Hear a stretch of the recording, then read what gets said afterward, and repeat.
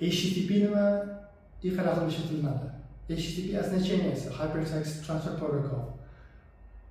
Misol keltirib beraman, nima u qanaqa ishlatiladi. Shu HTTP internet bilan sizlarning brauzeringlar bilan serverlarning tili ikkala misol. Siz Facebookga kirmoqchisiz. Brauzeringizga kirasiz, Google, Chrome, Firefox, Opera kirasiz, Facebook deb yozasiz. Facebook yozib enter bosganingizda browseringiz shu informatsiyani yuboradi serverga. Serverlar sizga shunaqa informatsiya kerak edi, shu Facebook informatsiyasini sizga olib qaytarib yuboradi brauzeringizga. Brauzeringizda Facebook page chiqadi. Shu bitta websaytga kirish уже ikkita gap bo'ladi.